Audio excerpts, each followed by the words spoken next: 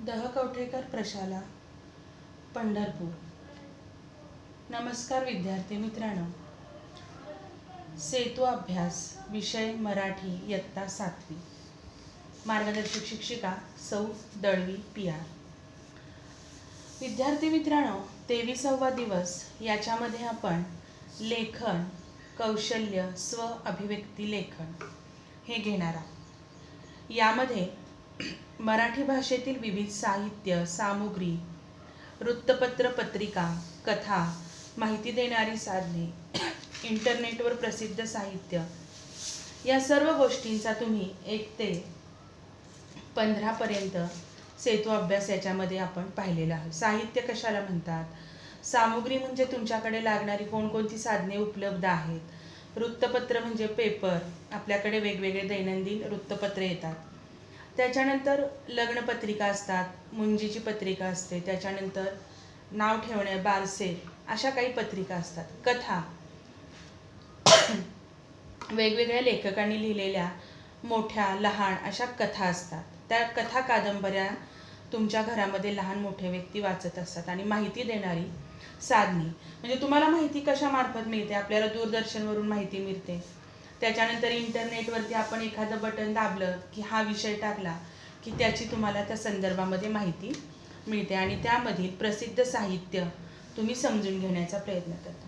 आता आपल्याला इथं 23व्या दिवसामध्ये मंगेश पाडगावकरांची, कवी मंगेश पाडगावकर आहेत, त्यांची कविता अगदी छोटीशी दिलेली आहे. कोंबडीचं पिल्लू आहे आणि ते कोंबडीचं पिल्लू आणि आई, जसं तुम्ही आईशी बोलत असता, आईला आपल्या प्रत्येक आवडीनिवडी सांगत असता, त्यानंतर तुम्हाला काय आवडतं, त्याच्यानंतर तुम्हाला बाजारातून कोणती वस्तू, त्यानंतर अभ्यासामध्ये तुम्हाला कुठला विषय आवडतो, जसं तुम्ही आईशी वडिलांशी संभाषण करत असता, संवाद साधत असता, त्याच पद्धतीनं ऑमलेट ही कविता मंगेश पाडगावकर यांनी लिहिलेली आहे. आणि ऑमलेट कवितेमध्ये कोंबडी आणि कोंबडीचं पिल्लू यांचा संवाद सांगितलेला आहे. आता कोंबडीच्या अंड्यामधून बाहेर आले पिल्लू, कोंबडीच्या अंड्यामधून बाहेर आले पिल्लू, अगदी होते छोटे आणि उंचीलाही टिल्लू, अगदी होते छोटे आणि उंचीलाही टिल्लू. कोंबडी म्हणाली पिल्लाला, कोंबडी म्हणाली पिल्लूबाई सांग तुला हवे काय. तिनं प्रश्न विचारला पिल्लाला की जसं आई तुम्हाला विचारते, हा तुला आज काय करून देऊ दे, तू कुठं जाणार आहेस, खेळायला जाणार आहेस का मित्राकडे जाणार आहे, असा प्रश्नार्थक प्रश्न कोंबडीने आपल्या पिल्लाला विचारला. कोंबडी म्हणाली पिल्लूबाई सांग तुला हवे काय. किडे हवे तर किडे, दाणे हवे तर दाणे, आणून देईन तुला हवे असेल ते खाणे. तुला जर किडे खायला हवे असतील तर मी किडे आणून देते, जर तुला धान्य खायला हवे असेल तर मी धान्य आणून देते, आणि जर तुला अजून वेगळं काय खायला हवं असेल तर तेही मी तुला आणून देते. मग बघा हा पिल्लू आपल्या आईला काय म्हणते. पिल्लू म्हणाले आई दुसरे नको काही, पिल्लू म्हणाले आई दुसरे नको काही, छोट्याशा कपामध्ये चहा भरून दे, मला एका अंड्याचे ऑमलेट करून दे. छोट्याशा कपामध्ये चहा भरून दे, मला एका अंड्याचे ऑमलेट करून दे. बघा आपले कवी मंगेश पाडगावकर, आपण मराठी दिनादिवशी वेगवेगळ्या मराठी साहित्यिक कवी यांचा आपण मराठी मातृभाषा दिन साजरा करतो, त्यावेळेस ह्या सर्व कवींचा आपण पुस्तकांचे वाचन लेखन वेगवेगळ्या कविता वाचत असतो.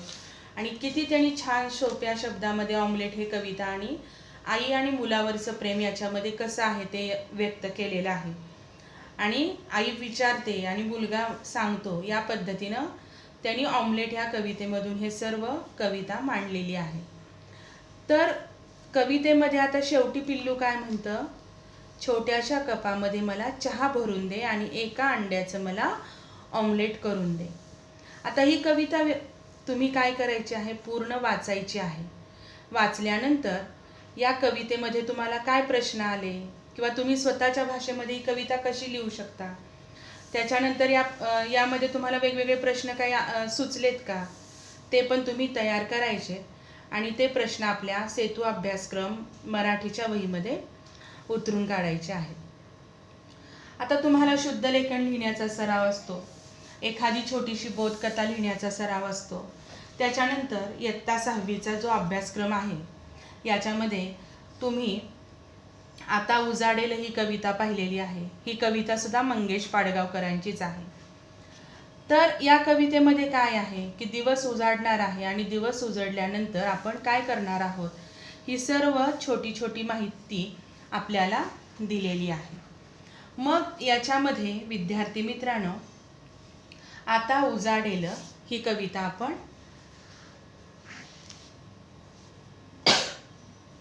दोन याच्या आपण ओळी म्हणजे एक पॅरेग्राफ आणि दुसऱ्या पॅरेग्राफमधले आपण ओळी पाहणार आहोत आणि तुम्ही ती वाचायची. याच्यानंतर पुढची कविता आहे बहुमोल जीवन.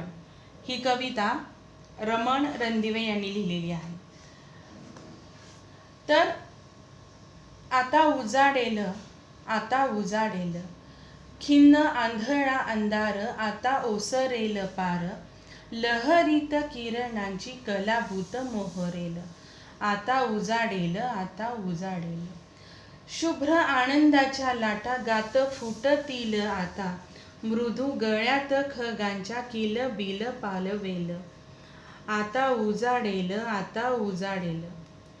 तर खिन्न काळा अंधार आहे तो काय होणार आहे, रात्रीचा अंधार हा सकाळी ओसरून जाणार आहे आणि लहरीत किरणांची कलाभूत मोहरेल. आता ज्या वेगवेगळ्या सूर्यकिरणांच्या लहरी असतील, या लहरीमध्ये कलाभूत वेगवेगळे कला निसर्गाने जी निर्माण केलेली आहे ती याच्यामध्ये बहरणार आहे. पक्षी चिवचिव करून सकाळी आपल्याला जाग करतात. कोंबड्याचा आवरण्याने आपण काय होतो, जागे होतो. आणि मोहरेल, मग छानपैकी असं उजडलेलं दृश्य आपल्याला मोहरलेलं, जसं एका आंब्याच्या झाडाला आपण मोहर आलेला असतो आणि त्याला आंब्यांची फळं जी असतात तसं पूर्ण आपलं अंधार बाजूला होऊन प्रकाशाचं हे उजडणार आहे. तर ह्या दोन मंगेश पाडगावकरांच्या कविता मी तुम्हाला सांगितलेल्या आहेत. या कविता तुम्हाला आणखीन काही माहीत असतील त्या तुम्ही बघायच्या आहेत, वाचायच्या आहेत आणि तुमच्या साध्या सोप्या शब्दामध्ये त्या मांडण्याचा प्रयत्न करायचा आहे. याच्यानंतर विद्यार्थी मित्रांनो, आपल्याला आपण सारे शाळेत जाऊ. तर तुम्ही शाळेत येत असता, सगळे मित्र मैत्रिणी मिळून शाळेत येता. त्याच्यानंतर तुम्ही शाळेत आल्यानंतर काय करता, आता याच्यानंतर तुम्हाला याच्यावरती आपल्याला प्रश्न तयार करायचे की आपण शाळेत आल्यानंतर काय करतो. त्याच्यानंतर शाळेचा पहिला तास केव्हा सुरू होतो, प्रार्थना केव्हा असते, त्याच्यानंतर मधली सुट्टी केव्हा असते, शाळेमध्ये कुठल्या कुठल्या सुविधा आहेत. तर आपण सारे शाळेत जाऊया. मग आपण सारे शाळेत जाऊया हे तुम्हाला पूर्ण जसा एखादा निबंध लिहितो, एखादा आपण गोष्ट लिहितो त्या पद्धतीने हे लिहून तुम्हाला पूर्ण करायचं आहे. तर आपण सारे शाळेत जाऊया इथून आपल्याला सुरुवात करून दिलेली आहे. आणि याच्यानंतर तुम्ही शाळेत गेल्यानंतर काय करणार आहात, शाळेचा पहिला दिवस, शाळेत आपण काय काय नव्हतो, तुम्हाला मित्रमैत्रिणी भेटतात. त्याच्यानंतर शिक्षक वेगवेगळ्या विषयांसाठी वेगळे असतात. या सर्व शाळेचं तुम्हाला वर्णन आपल्याला एक पॅरेग्राफ, प्रत्येक ठिकाणी पॅरेग्राफ पाडून जसं निबंध लिहितो, एखादा आपण धड्याचं लेखन केलेलं असतो, प्रकट वाचन किंवा मुक्त वाचन पद्धतीनं तुम्हाला ते लिहून आपल्या मराठीच्या वहीमध्ये पूर्ण करायचे. आता विद्यार्थी मित्रांनो, पान क्रमांक 46 वर आपल्याला 23व्या दिवसामध्ये इथं 2 चित्र दिलेली आहेत. तर या 2 पहिल्या चौकोनामध्ये काही तुम्हाला 1 2 3 4 5 6 7 8 6 अशा प्लेटा ठेवलेत. या प्लेटांमध्ये वेगवेगळे पदार्थ ठेवलेत आणि दुसरी जो चौकोन आहे याच्यामध्ये सुद्धा एक फळ कट करून ठेवलेलं आहे. मग ह्या दोन्ही चित्रांची तुम्हाला निरीक्षण करायची. या निरीक्षण केल्यानंतर या पहिल्या प्लेटमधील फळं कोणती आहेत, दुसऱ्या चौकोनातल्या प्लेटमधील फळं कोणती आहेत, मग ती चवीला कशी आहेत, दुसऱ्या प्लेटमधलं फळ चवीला कसं आहे, पहिल्या प्लेटमधलं त्याचा रंग कसा आहे, त्याचा वास कसा आहे, ते खाल्ल्यानंतर कसं वाटतं, आंबट गोड तिखट, त्याच्यानंतर दुसऱ्या चौकोनातलं पण फळ कसं आहे, आंबट आहे, गोड आहे, तिखट आहे, या सर्वांचं तुम्ही बारकाईनं निरीक्षण करायचं आहे. आणि त्या चित्राबद्दल तुम्हाला विशेष काय माहिती, कुठला प्रसंग आठवतोय का, ते तुम्ही 10-10 ओळीमध्ये दोन्ही चित्रांचं, पहिल्या चौकोनातील 10 ओळी चित्राचं तुम्ही वर्णन लिहायचं आहे. आणि दुसऱ्या चौकोनातील फळ जे ठेवलेलं आहे त्याचं तुम्ही 10 ओळी माहिती वर्णन करून त्याची लिहायची आहे. त्याच्यानंतर विद्यार्थी मित्रांनो, सेतू अभ्यासक्रमामधला 24वा व 25वा दिवस याच्यामध्ये आपण वाचन, कौशल्य, नवीन शब्दांचे अर्थ समजून घेणे आणि वाचन करणे. आता तुम्ही आपल्या आजूबाजूचा जो परिसर आहे, त्याच्यानंतर दैनंदिन आपल्या रोजच्या जीवनामध्ये येणारे जे वृत्तपत्र, वर्तमान पेपर किंवा पेपर, मग सकाळ आहे, तरुण भारत आहे, संचार आहे, त्याच्यानंतर मासिकं सुद्धा आहेत बघा काही, लोकप्रभा, तनिष्क, त्याच्यानंतर दिवाळी अंक, ग्रहशोभिका, अशी वेगवेगळी मासिकं, पेपर आहेत. याच्यानंतर आता प्रत्येक ह्याच्यामध्ये आपण पेपरमध्ये एखादा अवघड शब्द, नवीन शब्द आलेला असतो जो की वेगळा असतो आपण जे नेहमी शब्द वाचतो त्याच्यापेक्षा. त्याच्यानंतर तुम्ही बातम्यांमध्ये एखादा असा वेगळा नवीन शब्द आला की लगे आपल्या मोबाईलच्या, आईवडिलांचे मोबाईल घेता आणि त्याच्यावरती त्या शब्द टाकता आणि त्या शब्द नाव टाकल्यानंतर तुम्ही सर्च करता आणि त्याचा अर्थ तिथं तुम्ही शोधायला सुरुवात करत असता. जसं आता आपण बघितलं रेडिओला काय म्हणतो, हा नवीन शब्द, पण रेडिओ हा शब्द तुम्ही ऐकत होता नेहमी, पण त्याला मराठीमध्ये काय म्हणता हे काही जणांना माहिती नव्हतं. तसंच दूरदर्शनला मराठीमध्ये काय म्हणतं हे माहिती नव्हतं. हे मी तुम्हाला 13व्या-14व्या सेतू अभ्यासक्रमामध्ये सांगितलेलं आहे. तर रेडिओला आपण काय म्हणतो, आकाशवाणी म्हणतो. त्याच्यानंतर दूरदर्शनला आपण दूरचित्रवाणी म्हणतो. त्याच्यानंतर मी तुम्हाला आता पोस्टकार्ड आहेत, पोस्टकार्डला आपण काय म्हणतो, संदेशवाहन असं. तर असे वेगवेगळे प्रत्येक इंग्लिश शब्दांसाठी आपण मराठी शब्द आणि मराठी शब्दांसाठी नवीन शब्दकोश शोधत असतो.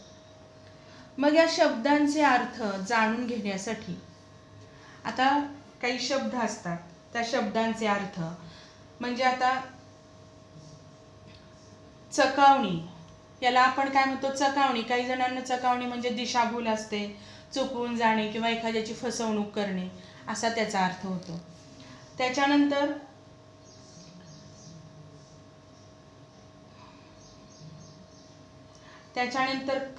कच म्हणजे नेमकं काय ह्याचा तुम्ही अर्थ शोधत असता.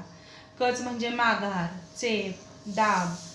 त्याच्यानंतर कंकोत्री म्हणजे कुंकुम पत्रिका, लग्न चिठ्ठी. आता आपण काय म्हणतो, लग्न पत्रिका आपल्याला छापायचे.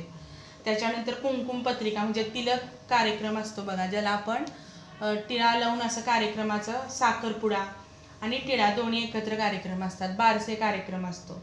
तर त्याला कंकोत्री हा शब्द मराठी म्हणजे बघा किती मराठीमध्ये वेगवेगळे आपल्याला शब्दकोश पाहायला मिळतात. मग हे शब्द तुम्ही पाहायचेत, शोधायचेत आणि लिहायचे आहेत.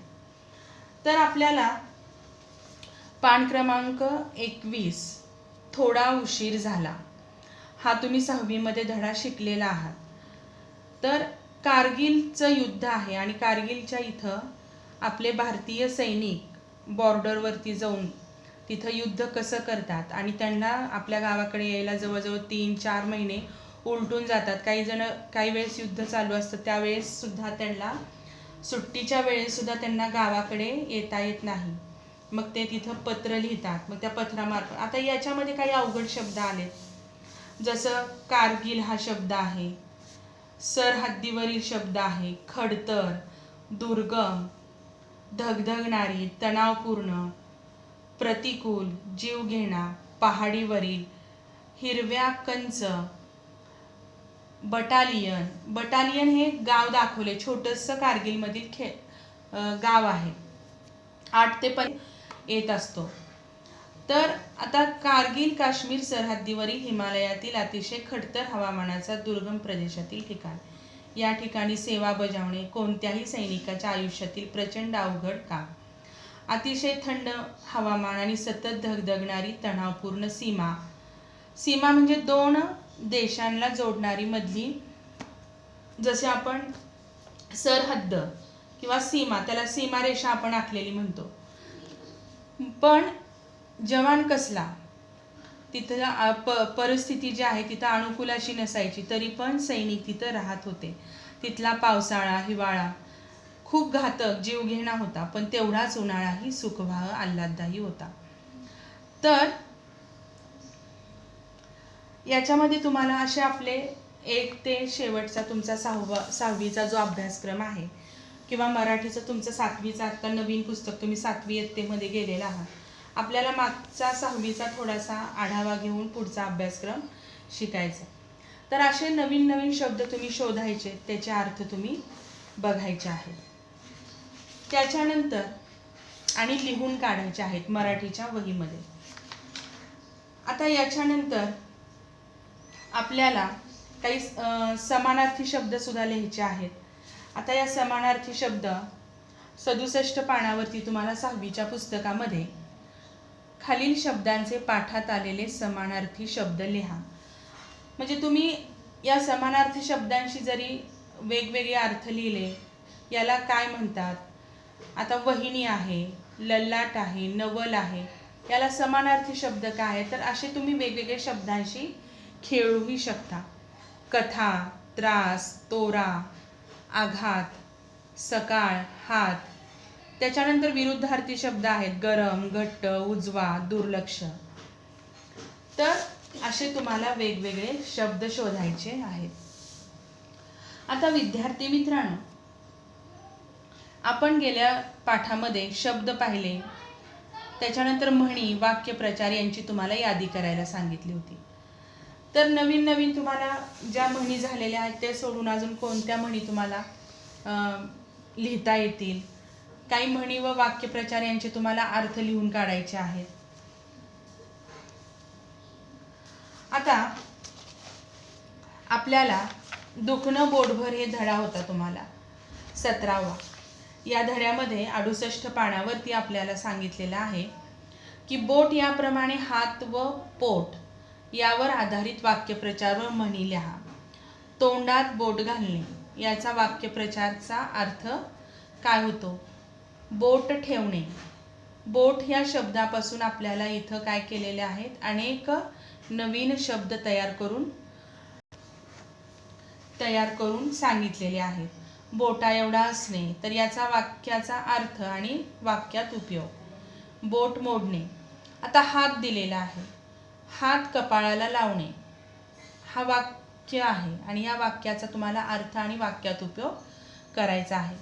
असे तुम्ही पुस्तकामध्ये आणि वेगवेगळे अजून नेटवरती वाक्यप्रचार म्हणी शोधून वहीमध्ये लिहायचे आहेत.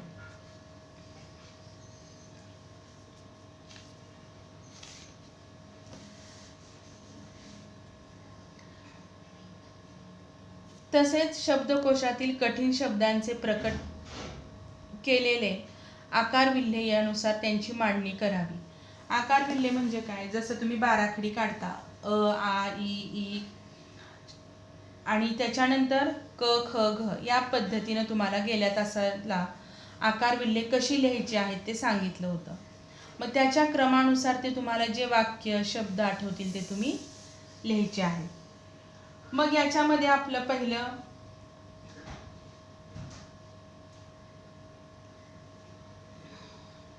मराठी भाषा आपल्याला खूप ऐकायला वाचायला खूप सुंदर वाटते. तसंच मराठी म्हणी देखील आहेत. या मराठी म्हणींचा संग्रह अर्थ आपल्याला काही ना काही शिकवत असतात. त्यामध्ये मराठी म्हणी ओळखायच्या असतात. काही आपण छोटे छोटे शब्द वाक्य कोडी स्वरूपामध्ये देतो आणि त्याच्यावरून आपण म्हणींचा संग्रह घेत असतो. मराठी म्हणी ओळखा आपल्याला जीवनातील अनुभव, चांगल्या वाईट प्रवृत्ती, आचार विचार, चालीरीती व इतरांचे ज्ञान ही आपल्याला कळते. आता याच्यामध्ये अतिमानुष म्हणजे काय? मानवी शक्तीचा पलीकडचे अलौकिक. मग बाबा आमटे यांच्याकडे अतिमानुष सामाजिक कार्याचा ध्यास होता. आपण एखाद्या कार्याला त्याच्यामध्ये पूर्णपणे झोकून देणे किंवा त्याच्यामध्ये पूर्णपणे तल्लीन होऊन ते काम करणे, याला आपण अतिमानुष. मग याचा अर्थ पण दिलेला आहे आणि त्याचा वाक्यात उपयोग या पद्धतीने ही म्हण झाली. त्याच्यानंतर आता नवीन शब्दकोशामध्ये कंकोत्री, कुंकुम पत्रिका, लग्न चिठ्ठी हे मी तुम्हाला मग सांगितलं. त्याच्यानंतर प्रकट वाचन करून दाखवलेलं आहे. प्रकट वाचन कसं करायचं, स्वल्पविराम आल्यानंतर पूर्णविराम, अवतरण चिन्ह, प्रश्नचिन्ह, कुठं तुम्ही थांबायचं आहे, कसं वाचायचं आहे. त्याच्यानंतर आता तुम्हाला काही नवीन वेगळ्या म्हणी लिहायच्या आहेत, वाक्यप्रचार लिहायचे आहेत आणि त्याचा वेगवेगळ्या वाक्यांचे अर्थ लिहून त्याचा वाक्यात उपयोग देखील करायचा आहे. आता शब्दांशी खेळू. यामध्ये आता आपल्याला हात व हस्त हे एकच शब्द आहेत असं वाटतं, पण या दोन्ही शब्दामध्ये हात व हस्त लपलेले आहे. मग आता हात म्हणजे काय, आपण हाताने केलेले कोणतेही काम असू द्या.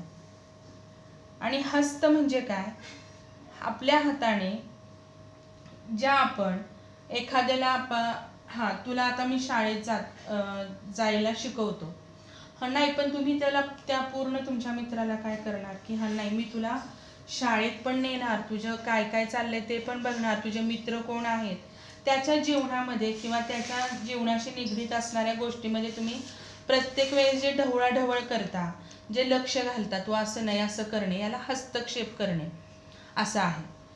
मग हा हस्तक्षेप न करता म्हणून हात आणि हस्त याच्यामध्ये आपल्याला दोन्ही ठिकाणी हचा आलेला आहे. पण हात म्हणजे आपण हाताने केलेले आणि हस्त म्हणजे काय की आपण एखाद्याच्या जीवनामध्ये किंवा एखाद्याच्या प्रत्येक हालचालीमध्ये किंवा त्यांच्या चाललेल्या रोजच्या की त्या माणसाच्या घरी रोज जाऊन बसणे, नाही तू असं नाही बाबा असंच कर, तर त्याच्याकडे लक्ष घालून काम करणे, त्याला आपण हस्तक्षेप असं म्हणतो. प्रत्येक बाबतीत प्रत्येक गोष्टीत हस्तक्षेप करणे. तर ह्या दोन वेगवेगळ्या क्रिया झाल्या. त्यानंतर उर्वरित म्हणजे तुम्ही प्रकट वाचन स्वतः करायचे, एखादा धडा स्वतः पूर्ण वाचायचे. जसं ससा आणि कासव यांची गोष्ट आहे. त्याच्यानंतर आपल्याला पंचतंत्रातल्या वेगवेगळ्या गोष्टी माहिती आहेत, चाणक्य नीती माहिती आहे, शिवाजी महाराजांच्या गोष्टी माहिती आहेत. तर अशा छोट्या छोट्या गोष्टी बोधकथा तुम्ही काय करायचे, वाचायचे आणि जे तुम्ही वाचलेलं आहे त्याच्यापेक्षा सोप्या पद्धतीमध्ये तुम्हाला अजून काही लिहिता येते का ते तुम्ही लिहून काढायचं. त्याच्यानंतर आपल्याला काही म्हणींवरून गोष्ट तयार करायची. बघा काही म्हणी आहेत.